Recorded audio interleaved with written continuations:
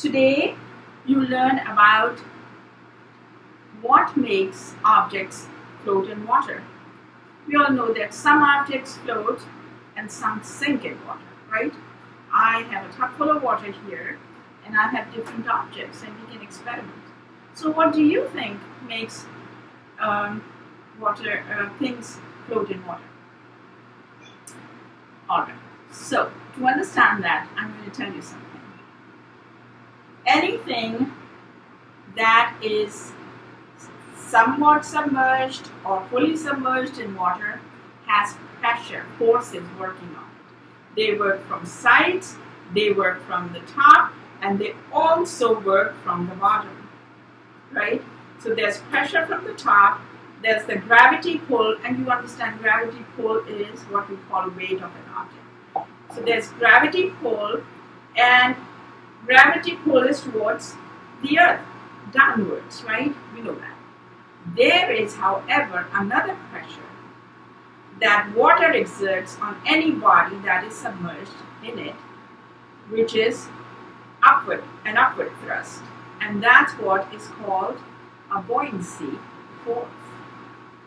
So we say things are buoyant because they can float in water, right? So remember, the buoyancy force works from bottom up. And that's why you find when you go for swimming, you feel lighter. And if you are holding something, that object in the water feels lighter too, because the pressure pushing it upwards makes it less light. It counters the gravity. That's what happens. So here, let's do an experiment. I have that empty little glass jar, and I have closed the top, and it's got some air trapped in. So if I leave it in the water here, you can see it's floating. I can bring it to you so you can see it's floating in the water. Can you see it? Right? Okay, take a guess. Science is all about experimenting and learning new things, right? So if I take the bottle or the jar, take the lid off, and put some little rocks in it.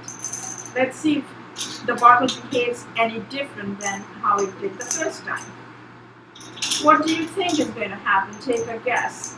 You know rocks are heavy, so think about making it heavier and putting it in water. Let's see what's going to happen. So here we are. I put rocks.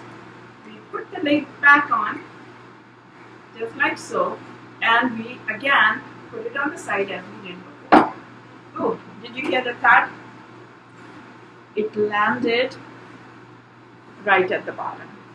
So the first concept, why did it sink? Because it's heavier, right?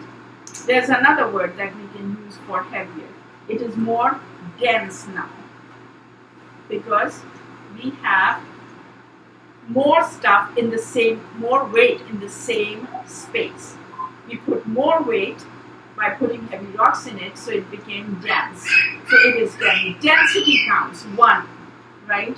What else does? Shape counts 2. Why does it count? Because I spoke about the upward thrust, the buoyancy force. The more surface an object covers, the more buoyancy force it's going to experience. And the easier it would be for it, the object to float. Now here I have a thing called, I know there's thunder, it's raining. I'm sorry about the thunder. But I'm not really sorry. I hope it's not disruptive. So here's a plastiline, and I'm going to cut it in two for my experiment. The first one, I'm going to put it in water. Take a guess. You think it's going to swim or float? Sink or float? Let's see. I'm going to put it again in the water, and as you can see, it's sitting at the bottom, right? So it seems like it's not going to float unless we do something to it.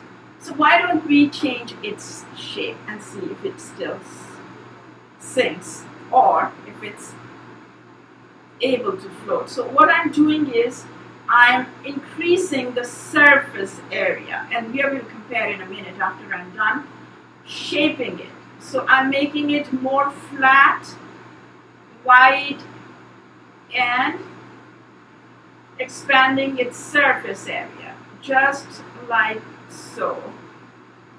Does it look wider and more spread out than before? I think it does. We can compare. This is how it looked before. See the surface area? It's more. I'm going to just curve the sides upward a little to prevent water coming on top of this surface. So I'm just bending it upwards, not shaping it like a board at all, just bending it upwards. Let's see. Remember, it's an experiment. It can go any which way, right? It can sink, float, whatever. We are experimenting. Let's see. Now we are going to observe. I'll put it in there and look at it. It's the same amount of clay, but this time it's swimming. It's because of its shape. Why? Because it has the same weight, but it's distributed on a wider surface, so the push from down at the bottom upwards, buoyancy thrust is more. Here the buoyancy thrust is going to be just around this surface, while here it's going to be on a bigger surface. That counts. So that's how things are better able to float. One experiment. Now, very important one. If we put any object in water, it displaces water. And you can see I have the water and I have the water level marked with a black marker. I'm going to put in this big rock and watch as the water rises. You know, this rise in water is directly equal to the volume of this rock. This is how it works. So again, we can look at it again. So here's a cup of water, and we see the surface with the black, where the black marker line is, right? And I'm going to put in this rock in and see it's so much above that. The water rises above that line, right? And that rise is equal to the volume of this rock. So this is what is known as the Archimedes principle, that any time an object is put in water, it displaces the amount of water that is equal to its own volume that's in the water, right? That's how it works. So now you know. Let's see. Here I have a paper boat. Do you think it's going to sink or swim? I think it's going to swim. We know that, right? There you go. Swimming.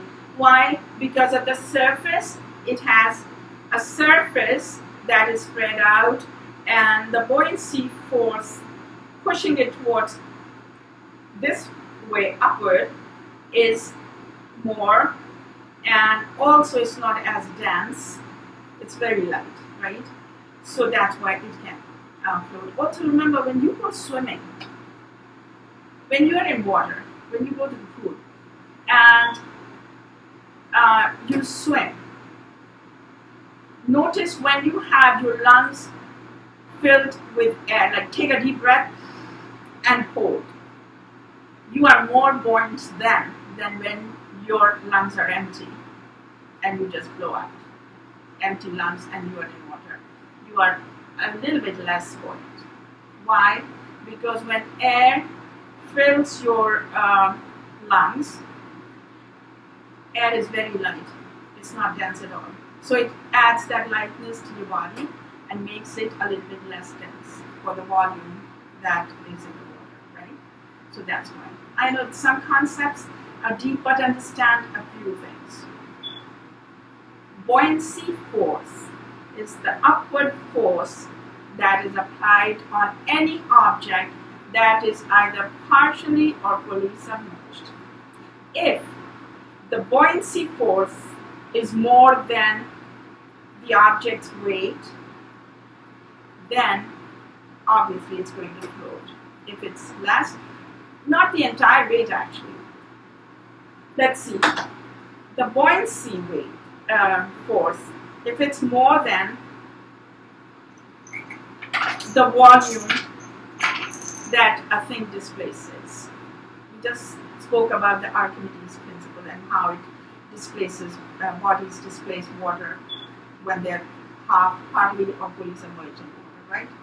So the amount of water that is displaced, if that is more than the object that is submerged, that volume that is submerged, then things float. You can actually learn more about it.